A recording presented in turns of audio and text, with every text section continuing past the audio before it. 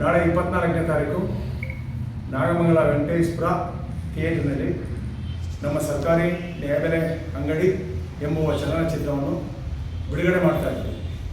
ಆದ್ದರಿಂದ ಇಡೀ ನಮ್ಮ ತಾಲೂಕಿನ ಎಲ್ಲ ನ್ಯಾಯಬೆಲೆ ಅಂಗಡಿ ಮಾಲೀಕರು, ACS ಕಾರ್ಯದರ್ಶಿಯವರು, ಅವ್ರಿಗೆ ಸಂಬಂಧಪಟ್ಟಂಥ ಎಲ್ಲ ರೆಸ್ಟೋರೆಂಟ್ಗಳು ಅವರೆಲ್ಲ ಬಂದು ಸಿನಿಮಾ ನೋಡಬೇಕು. ಮತ್ತು ಈ ಕಾರ್ಯಕ್ರಮದ ನೇತೃತ್ವವನ್ನು ನಮ್ಮ ಮಾಜಿ MP ಅವರು ಮತ್ತು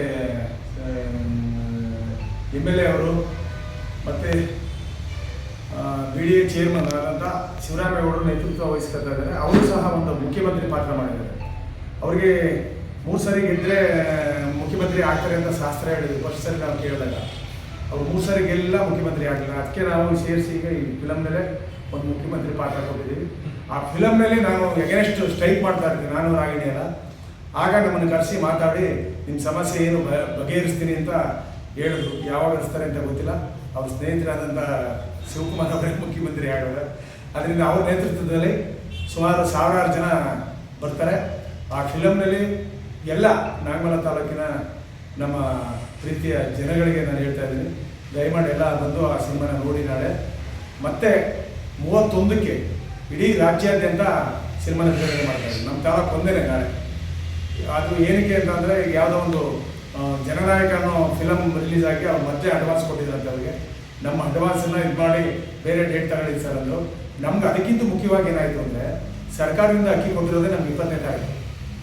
20ನೇ ತಾರೀಕು ಅನ್ನಭಾಗ್ಯ ಬಂದಿರಲಿಲ್ಲ ಇಲ್ಲಿ ರಾಜ್ಯದಲ್ಲಿ. 18ನೇ ತಾರೀಕು ಮುಖ್ಯಮಂತ್ರಿಯವರನ್ನ ಆಹಾರ ಸಚಿವರನ್ನ ನೋಡಾದ್ಮೇಲೆ ನಮ್ಮ ಆಯುಕ್ತರು ಕಾರ್ಯದರ್ಶಿ ಕೂತ್ಕೊಂಡು 19ನೇ ತಾರೀಕು ದುಡ್ಡು ಕಟ್ಟಿ ಸರ್ಕಾರಕ್ಕೆ 60% ದುಡ್ಡು ಕಟ್ಟಿ ಅಕ್ಕಿನ ಕೊಡ್ತಾ ಇದ್ದಾರೆ.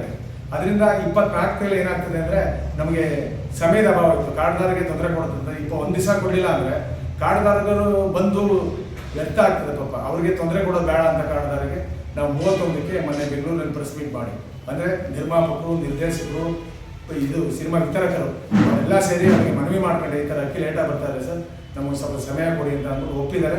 ಮೊನ್ನೆ ಉದ್ಘಾಟನೆ ಮಾಡಿ ಬಿಡುಗಡೆ ಮಾಡಿದ್ವಿ 31ನೇ ತಾರೀಕು ಅಂತ.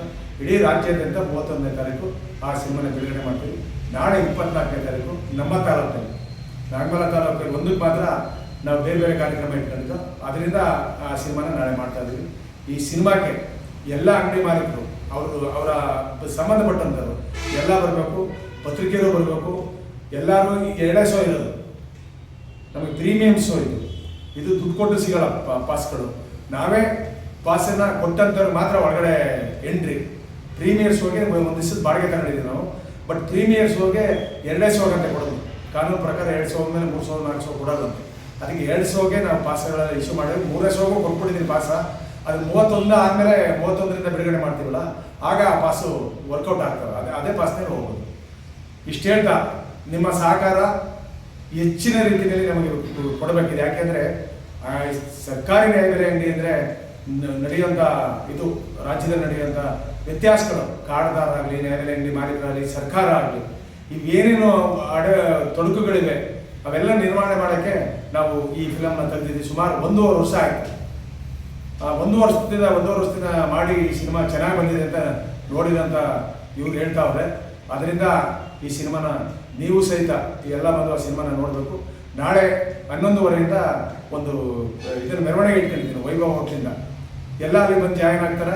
ಅಲ್ಲಿಂದ ನಾವು ಇಲ್ಲಿಂದ ಶಿವರಾಮೇಗೌಡರು ಇಲ್ಲಿಂದ ಮಾಡೋಣ ಅಂತ ಟಿವಿಯಿಂದ ಬ್ಯಾಡಿ ಬಿಸ್ತು ಅಂತ ಹೇಳಿ ನಾನು ಇದರಿಂದ ವೈಭವ ಹೋಟ್ಲಿಂದ, ಸ್ಟೇಟ್ ಬ್ಯಾಂಕ್ ಮುಂಭಾಗದಿಂದ 11:30, 12 ಗಂಟೆಗೆ ನಾವು ಸ್ಟಾರ್ಟ್ ಮಾಡ್ತೀವಿ. ಸ್ಟಾರ್ಟ್ ಮಾಡಿದಾಗ ಜನ ಎಲ್ಲ ಬಂದು ಫಸ್ಟ್ ಶೋಗೆ ನಾವು ಪಾಸ್ ಕೊಟ್ಬಿಡ್ತೀವಿ. ಫಸ್ಟ್ ಶೋ 11:10 ಸ್ಟಾರ್ಟ್ ಆಗ್ತದೆ. ಅದು ಮುಗಿಯೋದು 1:15. ಅಷ್ಟರೊಳಗೆ ನಾವು ಅಲ್ಲಿಂದ ಬರೋದ್ರೊಳಗೆ ನಾವು ಇಲ್ಲಿಂದ ಪ್ರೊಸೆಷನ್ ಹೋಗಿ ಭಾಷಣ ಮಾಡ್ತಾ ಇರ್ತೀವಿ ನಾವು.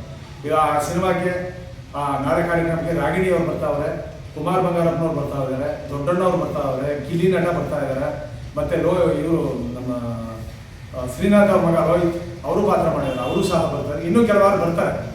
ಬಂದು ಅವನು ಕರ್ಕೊಂಬರಕ್ಕೆ ಹೇಳಿದ್ದೀನಿ. ಹೊಸಬ್ರು ಮುಂದಕ್ಕೆ ನಾವು ಸೆಪ್ಟೆಂಬರ್ಗೆ, ಅಂದರೆ ಈ ಫಿಲಮ್ ಮುಗಿದಾದ್ಮೇಲೆ ಸೆಪ್ಟೆಂಬರ್ಗೆ ಪಾರ್ಟ್ 2 ಅಂತ ತೆಗಿತಾ ಇದ್ದೀವಿ.